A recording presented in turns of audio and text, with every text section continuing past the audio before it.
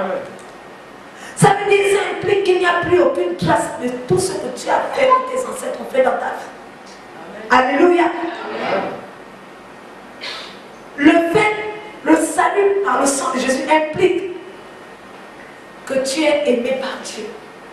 Amen. Que tu es aimé par Dieu tel que tu es. Le fait que tu sois connecté à Dieu, que tu sois connecté, que tu sois attaché à Dieu et que tu rentres par le sang de Jésus dans le royaume. Bien aimé, la Bible dit, tu es aimé par Dieu. Amen. Amen. Parce que lorsque Dieu te regarde, il ne te voit plus. Il voit le sang de Jésus qui a satisfait sa justice. Amen. Et nous savons, ça implique quoi? Ça implique que tu n'es plus captif. Amen. Que tu n'es plus en captivité. Amen. Tu n'es plus l'esclave de qui que ce soit. Amen. Tu es quitté l'esclave comme Mephibosheth, qui est quitté de là où il était. C'est sûr qu'on ne lui donnait pas à manger. C'est sûr qu'on ne le lavait plus. Depuis la mort de son père, il ne s'était plus lavé.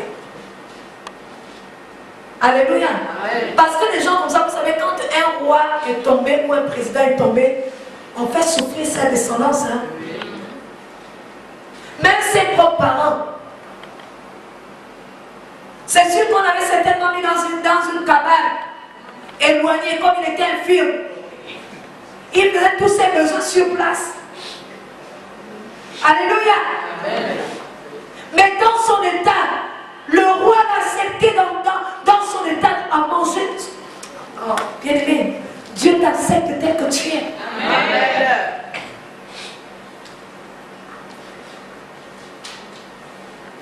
Et la Bible déclare que tu n'es plus esclave de qui que ce soit. Tu étais esclave avant, mais comme tu as été, tu t'es attaché à Jésus, son sang t'a affranchi. Amen. Alléluia. Amen. Cela implique que ta lumière brille, que tu n'es plus dans les ténèbres. Amen. Amen.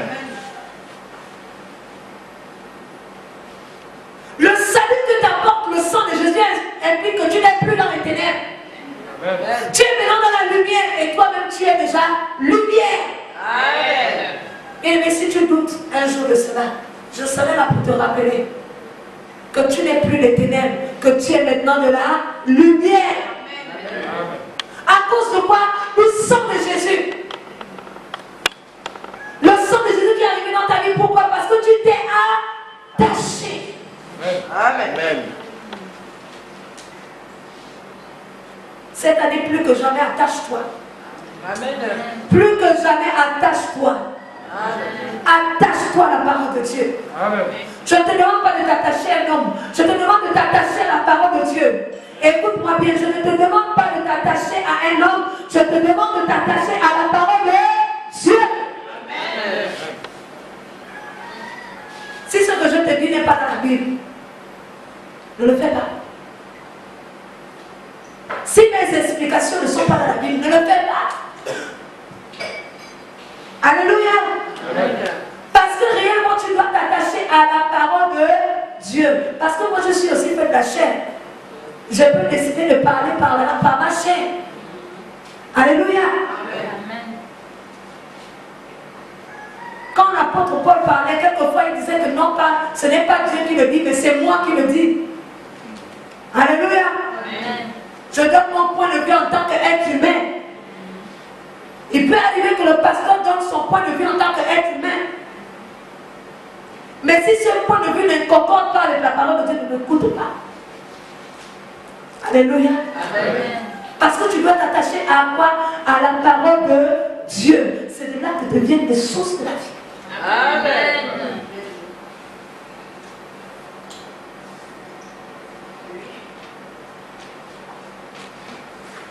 Le sang de Jésus te fait rentrer au ciel. Dis à ton voisin que le sang de Jésus te fait rentrer direct au ciel sans escale.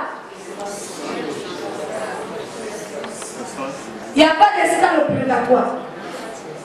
Tu n'as pas besoin d'aller faire l'escale au purgatoire avec le sang de Jésus. C'est direct. Est-ce que Dieu peut faire en sorte que son fils Jésus-Christ fasse encore escale au purgatoire? C'est impossible. Mais si Jésus-Christ est en toi, si ton âme est attachée à la parole de Dieu, et que la parole de Dieu est attachée en ton âme, et que toi et la parole de Dieu, vous ne faites plus que un. Mais c'est entrée directe. Alléluia. Amen. Vous pensez, c'est vrai que Dieu avait promis à David, avait dit à David qu'il serait roi. On avait même déjà point. Mais il fallait qu'il passe par Jonathan. Parce que David n'avait pas le sang royal. Ah oui? Et même lorsque Saül lui parle, il dit que celui qui va vaincre Goliath, je vais délivrer la maison de son père. Ils ne seront plus des esclaves.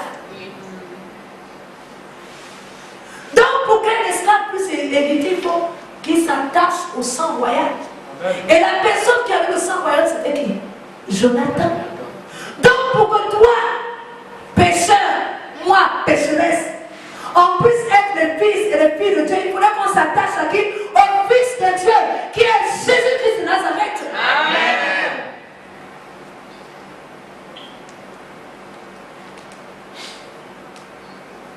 Ne t'attache pas aux hommes. Attache-toi à Jésus. Amen. Alléluia. Amen.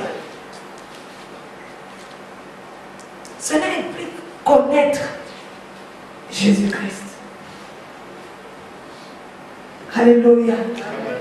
Si tout de suite tu apprends que quelqu'un t'a ouvert une porte, quelque part, la porte qui était fermée pour toi. Alléluia. Amen. Tout de suite, par exemple, imaginons qu'il y a une porte ici.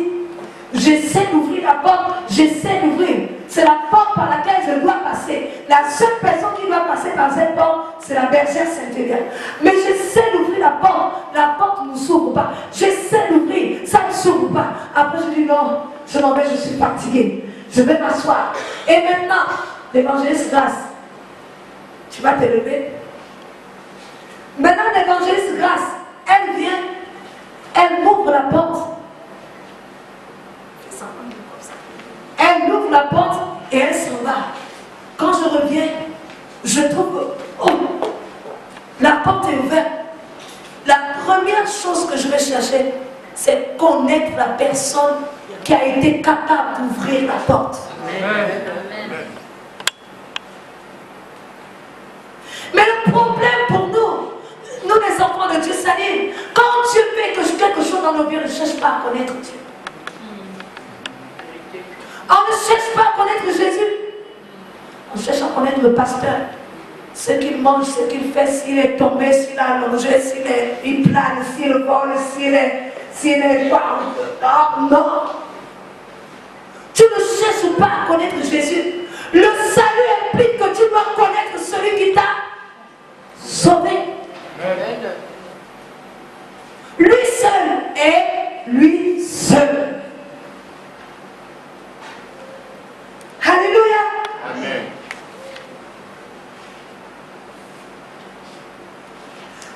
Quand on revient chez David, merci Saint-Esprit. David a appelé à chercher le descendant, le fils de Jonathan. Pourquoi? Parce qu'il reconnaissait que c'est Jonathan qui l'a ouvert la porte du royaume, de la royauté. C'est ce transfert qui a été fait spirituellement, qui lui a transfusé. Jonathan lui a transfusé le sang royal. Et comme il ne pouvait pas avoir deux rois, il fallait que Jonathan meure. Parce que le sang royal avait été transfusé. Alléluia. Amen. C'est pourquoi il fallait que Jésus-Christ meure. Parce qu'il a transfusé son sang à chacun de nous. Si tu donnes tout ton sang, aucune goutte ne reste, tu vas encore être en vie. C'est pourquoi il fallait que Jésus meure. Parce que son sang, toute l'humanité, va donner ton sang disponible. Alléluia. Pour tout le monde. Il fallait qu'il meure. Parce que moi j'ai sucé tout le sang. J'ai pris tout le sang. Est-ce que toi aussi tu as pris? Alléluia. Est-ce que toi aussi tu as été transfusé? Oui. Alléluia. Amen. Donc on a tellement tout pris qu'il fallait qu'il meure. Il n'y avait plus aucune goutte. Alléluia. Amen. C'est pourquoi il fallait que Jonathan meure. Jonathan avait déjà tout transfusé. Alléluia. Amen. Et la Bible nous dit quoi? Jésus-Christ s'est dépouillé, n'est-ce pas? Il s'est dépouillé. Il a quitté la gloire du ciel, il est descendu sur la terre. Après avoir donné son sang, après avoir transfusé son sang, après nous avoir donné tout son sang, tout, Dieu lui a donné quoi? Le nom au-dessus de tous les noms. Et il est assis où? À la droite de Dieu. C'est comme Mephibosheth.